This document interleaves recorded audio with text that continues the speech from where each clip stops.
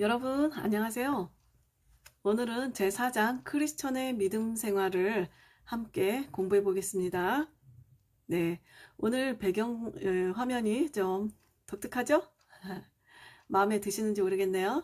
예, 뭐 같아요? 여러분 맞춰보세요. 예, 이게 강아지 뒷모습이에요. 예, 저는 개인적으로 너무 마음에 들어서 이렇게 한번 꾸며봤어요. 예, 여러분도 마음에 들었으면 좋겠네요. 예, 제가 강아지 많이 좋아하는 거 눈치채셨죠? 예, 제가 키우는 예쁜 슈나우저 강아지가 오늘도 강의할 때, 꼭 같이 함께 있고 싶어 해서, 네, 뒤에서 얌전히 제가 강의하는 거를 지켜보고 있어요. 어, 어쩌면 조금 있다가 또 화면에 잠시 왔다 갔다 하는 게 보일 수도 있는데 여러분 너무 공부에 방해되지 않는 선에서 귀엽게 봐주세요. 네, 그러면 첫 번째 삶의 이야기 나누기 한번 봅시다. 저희들 교재 71페이지 있죠? 예, 71페이지 보시면 여기 네모박스 예, 보이시죠? 여기 옛날에 두 나무가 있었습니다. 이러면서 시작하네요. 예. 한 나무는 굉장히 울창하고 큰 나무였다고 합니다. 그리고 또 한 나무는 굉장히 작고 초라한 나무라는 거예요. 근데 폭풍우가 막 불기 시작하니까 어떻게 됩니까? 나무가 휘청거리기 시작하죠. 그래서 폭풍우의 뿌리가 뽑히면서 막 넘어지게 되고 그러죠. 그때 희한하게 옆에 있던 작은 나무는 아주 잘 이렇게 버티고 있는 거예요. 그래서 어떻게 보면 또 다행히도 이 큰 나무가 그 작은 나무에게 간간히 기대가지고 자기가 땅바닥에 곤두박치는 것은 면하는 그런 상황을 여기서 묘사하면서 큰 나무가 작은 나무에게 이렇게 물었다고 합니다. 야, 너는 참 대단하다. 나같이 이렇게 덩치가 크고 힘이 좋아 보여도 이렇게 막 쓰러지려고 하는데 너 어떻게 그렇게 강한 바람에 잘 견디고 있니? 참 신기하네 이러는 거죠. 그땐 작은 나무가 대답합니다. 그것은 아주 쉬워. 내가 하늘을 향해서 가지를 뻗고 있는 동안 나는 땅속 깊숙이 뿌리를 내리고 있었거든. 이렇게 말을 하는 거예요. 예, 이거 정말 맞는 말이네요. 이렇게 하면은 정말 견고하게 서 있을 수 있겠죠. 어떠한 상황에서도. 예, 그러면 여러분, 여기에서 은유적으로 말하는 게 뭐 같아요? 예, 어, 여러분들은 또 아주 영리한 친구들 벌써 눈치를 빨리 챘을 수 있습니다. 이 단원의 오늘 주제가 크리스천의 믿음 생활이다 보니까 오늘은 믿음에 관련된 이야기가 나오려나 보다 하고 예측이 되시죠? 예, 그래서 이 작은 나무는 그렇게 보기에는 정말 별 볼 일 없어 보여도 예, 뿌리를 깊이 아주 심지가 굳게 그렇게 내리고 있었을 때 아주 세상 풍파에도 흔들리지 않는 그런 아주 든든한 모습을 보일 수 있었다. 예, 이 이야기를 우리가 조금 더 심도 있게 들여다보겠습니다. 예, 교재에서 보면은 두 번째 질문으로 뭘 물어보냐면요. 우리가 시편 1편에 복 있는 사람에 대해서 묘사하고 있다는 거예요. 그래서 이것을 한번 보면서 여러분들이 한번 이거를 묵상해보자 이렇게 나왔었거든요. 그래서 여러분 제가 한번 이거를 읽어드릴게요. 네, 시편 1편. 복 있는 사람은 악인의 꾀를 쫓지 아니하고 죄인의 길에 서지 아니하며 오만한 자들의 자리에 앉지 아니하고 네, 이런 특징이 있다는 거네요. 오직 여호와의 율법을 즐거워하여서 그의 율법을 주야로 밤낮으로 묵상을 하는도다. 계속 생각한다는 거예요. 그는 시냇가에 심은 나무 얘기가 나오네요. 시냇가에 심은 나무가 철을 따라 열매를 맺으며 그 잎사귀가 마르지 아니함 같으니 그가 하는 모든 일이 다 형통하리로다. 참 좋은 단어 있네요. 형통한다. 예. 뭐가 형통한데요? 시냇가에 심은 나무가 바로 형통하는 거랑 연결된다네요. 예, 그러면 또 상반되는 얘기가 나와요. 그 다음에 악인들은 그렇지 아니하며 오직 바람에 나는 겨와 같도다. 오늘 여기 나눔에서도 또 그 폭풍 바람이 막 불어 닥쳤을 때 그 큰 나무는 요동치는데 그 뿌리가 깊은 그 작은 나무는 흔들림 없이 잘 버티고 서 있었다 이 얘기가 나오는데 또 여기서도 바람 얘기가 나오네요. 그래서 바람에 나는 겨와 같이 안정감 없이 이렇게 휘둘린다 이 얘기가 나오네요. 그러므로 악인들은 심판을 견디지 못하며 죄인들이 의인들의 모임에 들지 못하리로다. 예, 의인들과 함께 섞일 수가 없네요. 무릇 의인들의 길은 여호와께서 인정하시나 악인들의 길은 망하리로다. 네, 여호와께서 인정하고 함께 하신다. 여호와는 하나님의 이름이에요, 여러분. 예, 기억해 두세요. 하나님도 이름이 있으세요. 그래서 하나님의 이름은 여호와라고 예, 구약에서 가르쳐 주셨습니다. 그래서 이제 여호와라는 표현이 많이 나와요. 그래서 여호와께서 의인들을 인정하시고 항상 보호하시지만 악인들의 길은 뭐 당연히 예측되시죠? 망한다. 이렇게 기록되어 있습니다. 예, 그럼 이 시편 1편에도 보면은 두 가지의 그 상반된 이야기를 비교하고 있죠. 예.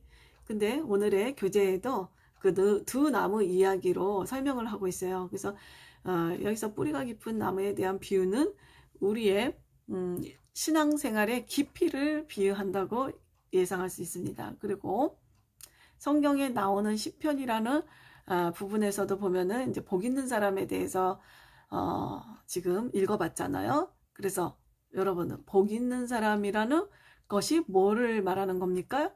시편에서 예, 시냇가에 심겨진 나무를 말하는 거죠. 시냇가에 심겨진 나무가 바로 복 있는 사람이라는 겁니다. 네.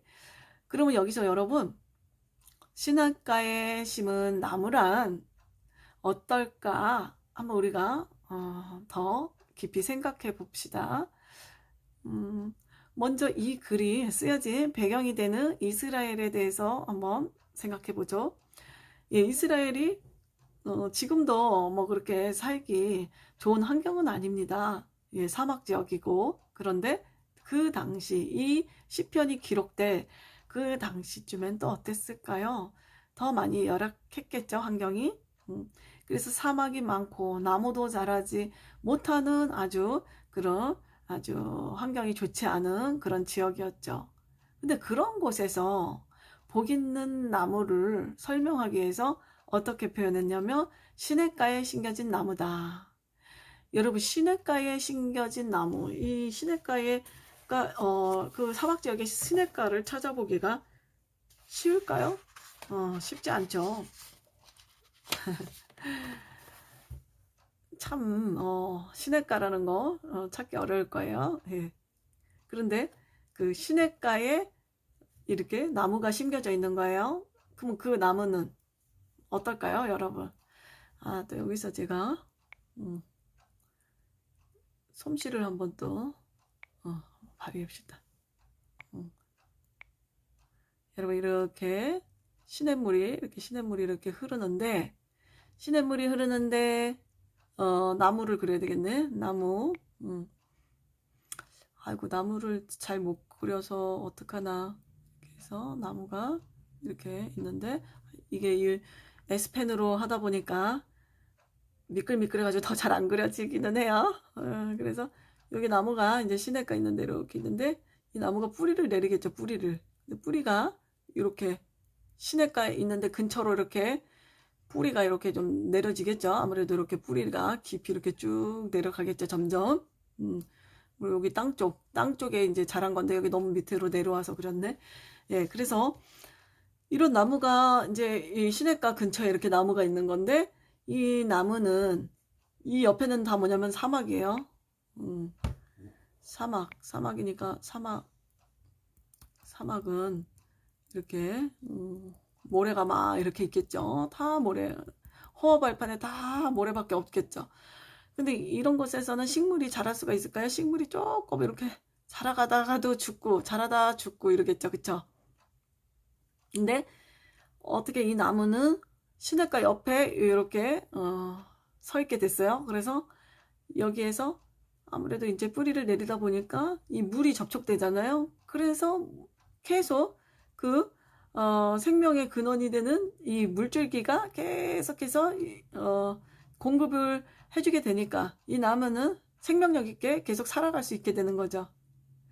그래서 바로 이 표현은 이 이스라엘 땅에서 이 척박한 이 사막에서 이 사막에서 여러분 얼마나 여기서는 진짜 사람이 며칠만 여기서 사막에서 돌아다녀도 막 다 죽거든요. 근데 여기서 이 나무가 시냇가에 심은 나무는 정말 복 있는 나무다 이렇게 표현을 하잖아요. 이게 실감이 날까요? 예, 진짜 그 이스라엘 사람들에게는 이게 정말 실감이 나는 표현인 거예요. 그래서 우리도 이게 비유적으로 표현한 건데 우리도 정말 이런 시냇가에 심은 나무면은 정말 좋겠다 이런 바람이 생기겠죠. 예. 그러면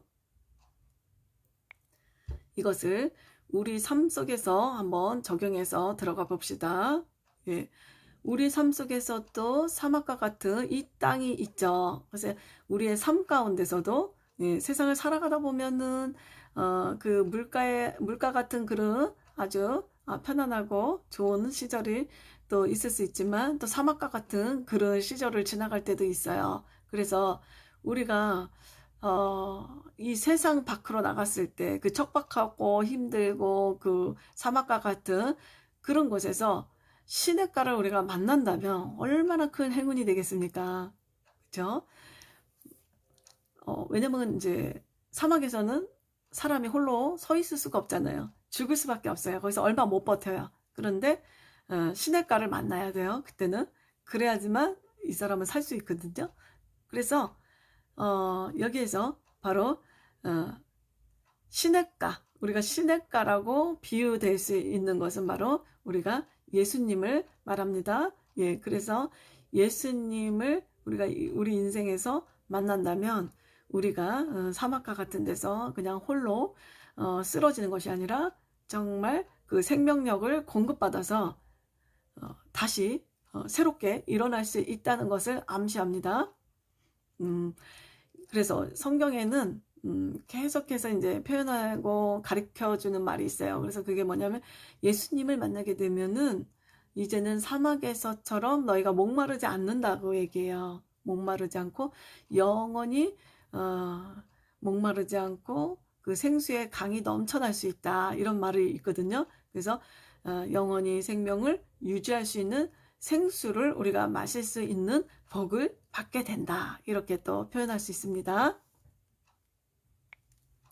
그러면 다음 이 챕터 봅시다. 네, 페이지로는 73페이지 보세요.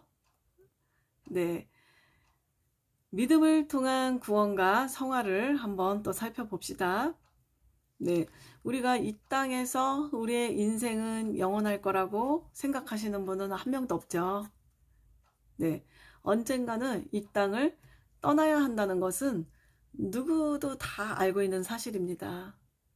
네, 그때 우리는 원래의 우리의 본향집인 하늘로 가게 돼야 되는데 우리는 그 이후 어떤 삶을 살게 될까에 대해서는 정말 궁금하고 또 아직 확신이 없고 그런 사람들도 많죠.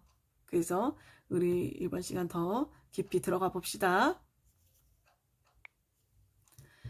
이 문제를 우리가 계속 고민하다 보면은 내 영혼이 하나님께로부터 건짐을 받았는가에 대한 의문이 또 들고 또 걱정이 생기죠. 그것을 다른 말로 또 말하자면 구원을 내가 받았는지 이거에 대한 질문이 던져지게 되는 거죠. 네, 그래서 성경을 보면 그 정답이 나와 있는데요. 예수님이 십자가에서 나의 죄를 대신해서 그 죄값을 다 치르셨기에 나는 이미 구원을 받았다는 것을 믿는 사람들에게는 그 구원이 선물로 주어진다는 사실이 소개되고 있는데요. 여러분 이거 믿을 수 있나요? 우리가 믿음이라는 거는 그렇게 쉽게 내 마음대로 되는 문제는 사실 아니에요. 예. 그러면 성경에서는 강조하고 또 강조하기를 구원은 뭘로 가능하다 그래요? 구원은 교회를 안 다녀본 친구들도 이거를 많이 알더라고요. 예, 전도를 많이 받아보고 그러다 보니까 믿음으로 구원을 받는다 이런 얘기를 많이 소개받은 적이 있었던 것 같아요. 네, 그래서 우리가 어떤 행함이나 의를 이루어서 구원에 이르는 거가 아닙니다. 이제 어떤 종교에서는 의를 이루어야지만, 내가 선행을 계속 쌓아야지만, 어느 정도 그 양이 차야지만 내가 좋은 곳으로 가서 내 영혼이 편하게 쉴 수 있다라고 가르치고 또 그렇게 믿고 행함을 갖는 사람들이 있는데요. 예, 우리 기독교는 거기에서 한 걸음 더 나아갔다고 볼 수도 있습니다. 뭐냐면 우선순위의 문제에서 행함이 먼저 되고, 선한 행함을 내가 쌓아갔을 때 구원을 얻는다가 아니고요. 순서가 조금 바꿔줘야 됩니다. 무엇이냐면은 하나님에 대한 믿음이 먼저 선행되어야 그 다음에 믿음이 있고 하나님이 내 아버지이기 때문에 나를 책임지시고 나를 본향째 하늘나라로 데려가실 거다라는 확신을 가지고 있을 때, 우리는 하나님께서 우리들에게 성경을 통해서 계속해서 요구하고 너희들이 이렇게 살으라고 하는 선한 행실들이 있어요. 그것을 우리는 아주 자연스럽게 따르게 되어 있습니다. 순종하게 되어 있어요. 그래서 하나님이 언제 우리 보고 악하게 살기를 원하고 마음대로 방탕하고 살고 남한테 해끼치고 살고 이런 거를 하나님께서 원하시겠어요? 아니죠. 하나님께서는 우리가 아주 정직하고 올바르고 또 남들에게 덕을 끼치고 선한 행동을 하고 이렇게 살아가기를 너무나도 바라시죠. 그래서 하나님께서 바라시고 명령하시는 그것을 우리가 또 지켜서 살기를 원하신단 말이에요. 그런데 그거를 안 하면 구원은 못 받고의 문제로 설명을 하면 이거는 약간 단추를 잘못 낀 거거든요. 그렇게 설명하면 안 되고요. 이거는 마치 이렇게 또 비유해보면 이해가 조금 쉬울 수도 있습니다. 제가 저번 시간에도 얘기했죠. 하나님과 우리의 관계를 부모와 자녀의 관계로 이렇게 해석을 하면 아주 편하다. 왜? 이거를 비유적으로 그렇게 인위적으로 하자는 게 아니고, 성경에서 이미 하나님께서는 우리 보고 너희들은 내 자녀고 나는 너의 아버지라 이렇게 가르쳐 주셨어요. 그렇기 때문에 이거는 뭐 근거가 없이 우리가 그렇게 이제 편리상 하는 게 아니라 이거는 진리고 진실입니다. 그래서 우리가 부모와 자녀 간의 관계로 이해를 하면 굉장히 빨리 이 설명도 이해가 가는데요. 무슨 얘기냐면요. 엄마가 있는데 엄마가 자녀 보고 너는 내 딸이다. 내가 너를 낳았다. 그래서 나는 너를 너무 사랑해. 이렇게 계속해서 얘기를 하는데도 그 딸이 나는 우리 엄마인지 진짜 의심이 가고 엄마가 아닌 것 같다. 나는 처음부터 고아였던 것 같다. 나는 부모가 없는 것 같다. 이렇게 계속 믿지를 않는다면 그 엄마는 얼마나 마음이 아프겠어요? 그래서 엄마는 진짜 이 자녀에 대해서 책임지고 끝까지 이 자녀를 계속해서 돌보려고 하는데 자꾸 자녀가 아니야, 우리 엄마가 아닌 것 같아. 우리 엄마는 아닌 것 같아. 나는 원래가 혼자였던 것 같아. 그러다가 이제 여기서 더 나가서 뭐 당신이 왜 내 부모냐? 나랑 무슨 관계가 있느냐? 이렇게 이제 나가면 어떻게 부모가 그 자녀를 책임질 수 있겠어요? 너무나 힘들어지는 거죠, 관계가. 그래서 하나님이 말하시는 게 일단 우선적인 게 믿음의 문제를 말하시는 거예요. 만약에 이 자녀가 내가 정말 이 관계를 위해서 선행을 하고 정말 좋은 딸의 모습으로 정말 좋은 일들 하고 그렇게 아주 선한 행실들을 계속해서 쌓아가서 그러면서 내가 바로 당신의 딸이라는 거를 증명해야 되겠다. 이런 차원으로 접근한다 그러면 이 엄마의 입장에서는 그것이 이해가 갈까요? 이해가 안 가죠? 어떤 선한 행위를 했다고 해서 이 엄마는 맨날 나가서 올바르게 살아라 뭐 이런 걸 가르쳤겠죠. 근데 그것을 내가 계속 지켜야지, 지켜야지만 나는 이분의 자녀로서 내 권리를 주장할 수 있겠다. 이렇게 생각한다면 약간 뭔가가 이상하죠. 그리고 그 부모님이 얼마나 안타깝겠어요, 그쵸? 이게 지금 주객이 전도됐다 이렇게 표현할 수도 있잖아요. 그래서 뭐냐면 일단 엄마와 나와의 사이에서는 엄마가 나를 낳으셨어. 나는 고아가 아니야. 나 혼자가 아니야. 나는 엄마가 있어. 이런 강한 신뢰감, 믿음, 그것이 있은 후에 어때요? 그러면서 우리 엄마가 뭘 원하시지? 우리 엄마는 정말 이런 착하게 사는 모습을 좋아하셔. 그래서 나는 엄마가 좋아하고 엄마가 항상 명령하고 했던 것을 나는 지키고 싶어. 우리 엄마가 그것을 원하시고 또 우리 엄마가 내가 그런 행동을 했을 때 기뻐하셔. 왜? 나는 엄마의 자녀니까 나는 그렇게 엄마의 가르침대로 사는 게 당연한 거야. 이런 태도로 나간다면 그것이 가장 바람직하고 정말 순리적인 얘기죠. 그렇죠. 이해가 조금 가시나요, 여러분? 그래서 여기서도 보면은 우리가 구원이라는 차원, 하늘나라에 우리가 입성할 수 있느냐, 죽은 이후에 우리가 하늘나라에 편하게 천국에 갈 수 있느냐, 이 문제는 하나님, 아버지, 내가 하나님의 딸이잖아요. 내가 하나님의 아들이잖아요. 저는 그 강한 확신과 믿음이 있습니다. 이렇게 그것을 고백하면 하나님께서 그래, 내 아들아, 이리 오너라 이렇게 해주신다 이 말씀이에요.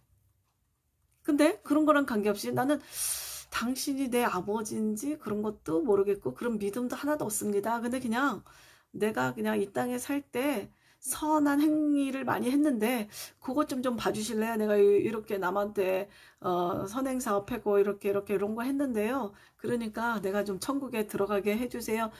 이거는 좀 말이 안 된다는 거예요. 아버지, 나는 아버지 자녀잖아요. 족보에 내가 아버지 자녀로 있죠. 그러니까 내가 아버지의 본향집에 대문을 열어주세요. 아들이 들어가겠습니다. 아버지의 집에 내가 들어갈게요. 이러면서 자연스럽게 그냥 들어오는 거예요. 그리고 하나님께서는 나중에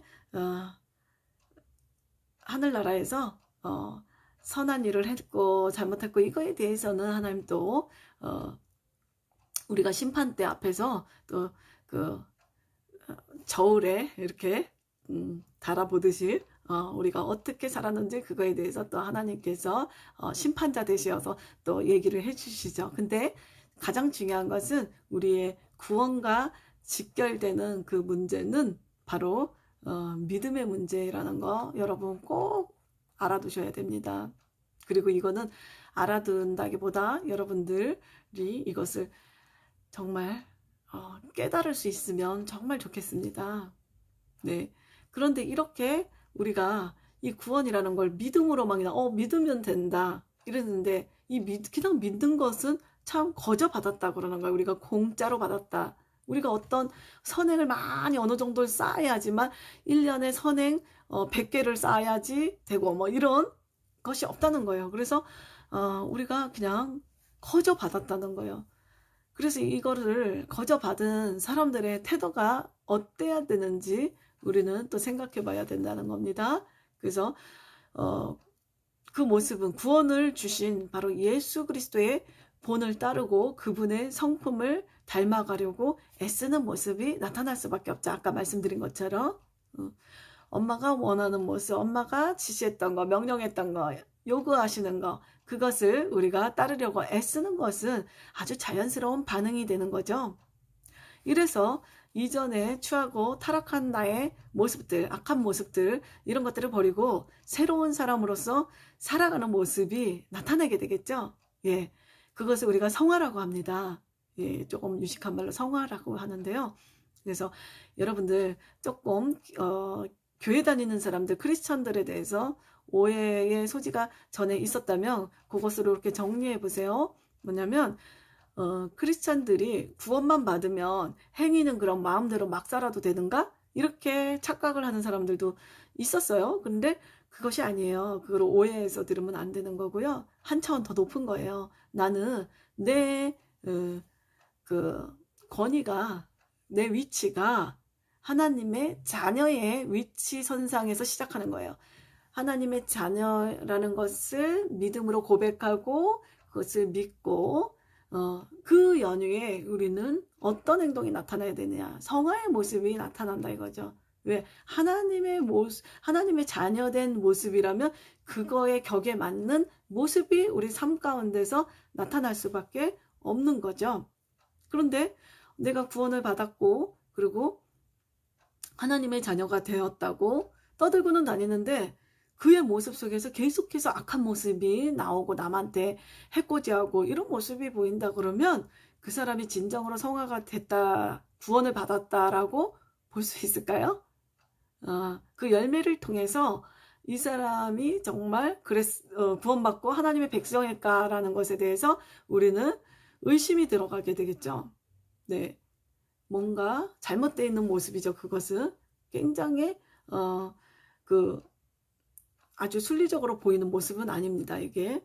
예, 그래서 다시 정리하면 하나님께 구원받은 하나님의 자녀의 백성들은 그의 합당한, 그의 적당한 자녀된 아름다운 모습이 나올 수밖에 없다. 그것이 정말 올바른 모습이고 그것이 진리고 그것이 정말 팩트라는 거죠. 근데 아닌 거, 아니게 나타나는 것들, 그것은 엉터리죠. 그거는 뭔가 잘못된 거고 본인들이 착각하고 있는 거. 나 하나님의 자녀가 됐다라고 생각하지만 혼자 착각하는 걸 수 있는 거죠. 하나님은 그를 모를 수 있는 거죠. 혼자 착각하는 걸 수 있으니까 참 무서운 거죠. 그러면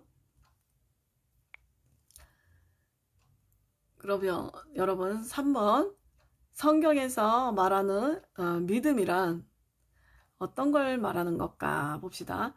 믿음이란 보이지 않는 것을 보이는 것처럼 믿는 것이 믿음이라고 소개했습니다. 네, 이 말이 무슨 말인지 와닿나요? 보이지 않는 것을 보이는 것처럼 믿는 거. 그쵸? 보이는 것을 그냥 그대로 보이는 것을 믿는다고 말하지 않잖아요. 여기 사과 하나가 딱 있는데 이 사과를 보면서 나는 여기 사과가 있다는 것을 믿어 이렇게 말하는 사람은 없죠? 저 뒤에 문 바깥에 사과가 있는데 나는 안 보이는데 그때는 그렇게 말할 수 있죠. 나는 저 바깥에 사과가 있다고 믿을 거야. 이렇게 말할 수는 있겠죠. 그렇죠? 그래서 눈에 보이지 않는 것을 보이는 것처럼 믿는 것이 바로 믿음이라는 겁니다. 그래서 아까 앞에서 우리가 구원을 얻기 위해서 믿음이 필요하다 이랬죠. 예, 그래서 우리가 하나님이 내 눈앞에 바로 보이지가 않잖아요. 근데 하나님이 내 아버지가 되고 이런 것을 믿어야 되는데 바로 우리가 눈으로 지금 확인되는 그게 보이지가 않아요. 근데 그것을 믿어야 되기 때문에 그걸 믿음이라고 하는 겁니다, 여러분. 세상 사람들은 눈에 보이는 것을 중요시하죠. 그래서 눈에 보이는 세계만이 전부인 것처럼 살아가고 있어요. 그래서 눈에 보이는 돈, 그것만이 전부인 것 같아서 그것만 막 쫓아서 가는 거예요, 모든 사람들이.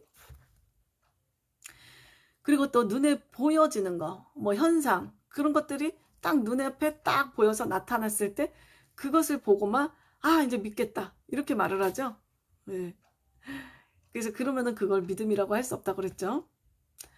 근데 이 세상에서는 그러니까 이제 사람들은 뭐냐면 보여지는 세계만 다 존재할 수 있는 세계라고 생각한다는 걸 좀 여기서 제가 강조하고 싶어요. 근데 실제로 이 세상에는 분명히 눈에 보이지 않는 그런 세계가 있다는 거죠. 존재한다는 거예요. 그런 영역이 눈에 보이지는 않지만 눈에 보이지 않는다고 해서 그런 영역은 존재하지 않아라고 말을 할 수가 절대 없죠. 결코 없죠. 그래서 내 눈에 확인되고 보이지 않았지만 그래도 그런 영역이 있다는 것을 우리가 부정은 못하고 내가 아직은 그것을 믿어지지는 않고 경험되지도 않아서 믿어지지는 않지만 그러한 세계가 그러한 영역이 있다는 것을 내가 없다라고 무조건 단정은 못하겠다. 이렇게 말하는 것이 사실 양심적인 대답이에요. 그래서 이 세상에 보면은 왜 누가 기적이 일어났다 그런 얘기들 하죠. 기적. 기적. 예, 여기 기적이 일어난다. 기적이 존재하죠. 근데 기적이라는 것도 어때요, 여러분? 왜 기적이라 그래요? 기적은 눈에 보이는 게 아니잖아요. 그죠? 우리가 확인할 수 있는 게 아니고 예측되는 게 아니에요. 그랬으면 우리가 그 기적을 존재하지 않는 거라고 말하지 않죠. 그러면 기적이란 단어도 이 세상에 존재할 수 없는 거고, 또 누가 기적이 내 삶에 나타났어, 나 이런 기적을 체험했어 라고 말했을 때 우리가 어디서 그런 거짓말을 하고 돌아다녀? 이렇게 말할 수도 없어요. 그쵸? 그 사람이 분명 기적을 경험했고 기적이 자기 삶에 나타난 거를 너무나 신기해서 놀라워서 그거를 친구에게 말하고 이러잖아요. 그거는 그 사람 거짓말하는 게 아니라 정말 분명히 존재하는 그 경험이었던 거예요. 예, 사실이라는 거죠. 그래서 우리가 그 가능성을 열어놔야 된다는 거예요. 내가 경험하지 않고 내가 보지 않았던 그 세계의 영역에 대해서 분명히 존재한다는 것을 우리가 간과하면 절대 안 된다는 거예요. 기적은 특히 전 세계 수많은 사람들이 이미 많이 증언하죠. 네, 그리고 여러분 중에서도 이미 그 기적을 살면서 경험을 해본 친구들도 있을 거예요. 그래서 분명히 존재는 하지만 눈에 보이지 않는 것들이 존재할 수 있다. 그리고 우리는 제한된 3차원이라는 그 공간 안에 지배를 받고 있죠. 예, 그렇기 때문에 무한한 세계인 4차원의 세계를 아직은 우리가 인식되지 않는 거죠. 예, 그리고 잘 모르는 거죠. 아직 그쪽 부분에 있어서는 그 세계에 대해서는 사실은 무지 가운데 있는 거죠. 네. 그래서 이제 그런 차원에서 봤을 때 이제 조금 더 선견자들을 보면은 그런 4차원의 어떤 세계를 먼저 경험하고 또 그런 영역에서의 어떤 특별한 경험을 한 사람들은 또 우리가 세계 곳곳에서 그런 얘기들을 또 간간히 들어볼 수 있는데 우리나라에서는 여러분들이 좀 아실 텐데 우리 학교 한세대학교는 바로 여의도 순복음교회에서 처음에 우리 이 한세대학교를 만들었죠.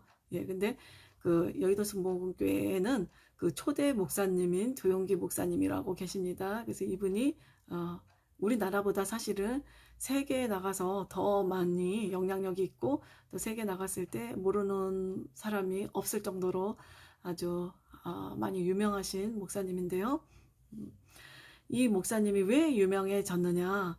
예, 4차원의 영성을 먼저 깨닫고 4차원의 세계에 대한 그 놀라운 그 세계를 이분이 경험하고 그것을 하나님과의 관계 안에서 그 세계를 경험하고 그것을 사람들에게 전해 주었을 때 사람들이 정말 신기하다 해서 끝나는 것이 아니라 자기 삶 가운데서 적용되고 그래서 정말 놀라운 기적들이 그냥 뭐 평범한 일처럼 막 나타나는 것을 경험하면서 이분이 말씀하시는 것이 영향력을 그 영향력 있게 된 거고 그래서 세계 각국에서 유명해져서 이분이 아주 최고의 그 강연자로서 또 설교자로서 그렇게 많이 돌아다니시면서 영향을 주셔서 정말 우리 이런 얘기도 있었어요.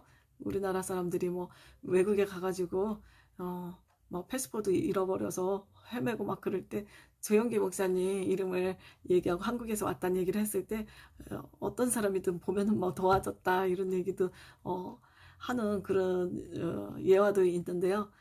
하여튼 그만큼 많이 외국에서 많이 알려져 있대요. 그래서 여러분 이분이 강조하는 것은 뭐냐면은 이 세상의 3차원의 그 세계에서는 상상도 못하는 그런 일이 4차원의 세계에서 일어나는데 그분은 그것이 바로 하나님과의 연결하는 그 연결 통로라는 것을 깨달았어요. 그래서 하나님의 세계, 하나님 나라에서 말하는 그 많은 것들이 믿음을 통해서만 볼 수 있는, 믿음의 안경의 눈을 통해서만 볼 수 있는 세계라는 것을 깨달았기 때문에 우리가 그것을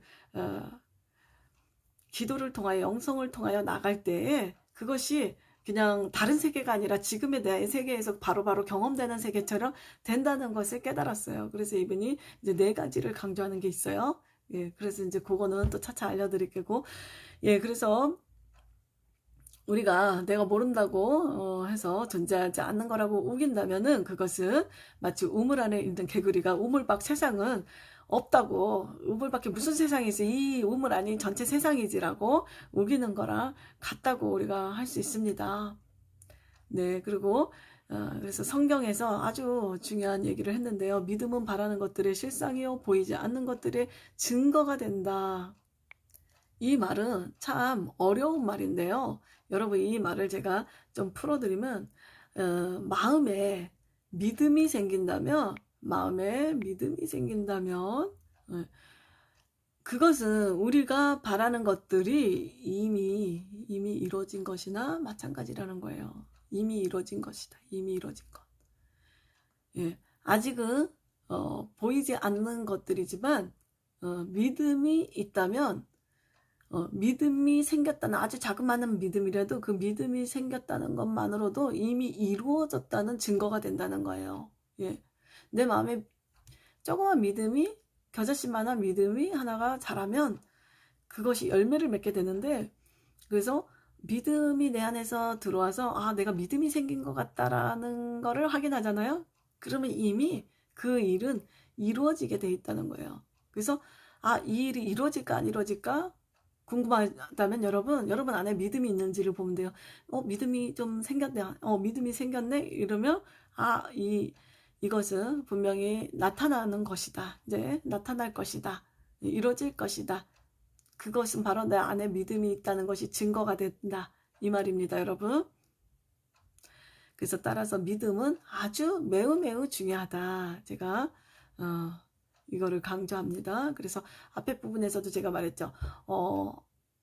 우리의 구원은 무엇으로 가능한가 했을 때 믿음으로 가능하다. 이거 시험 문제 낼게요, 여러분. 앞에 부분에서 내가 먼저 언급했어야 되는데 아까 빼먹었네요. 네.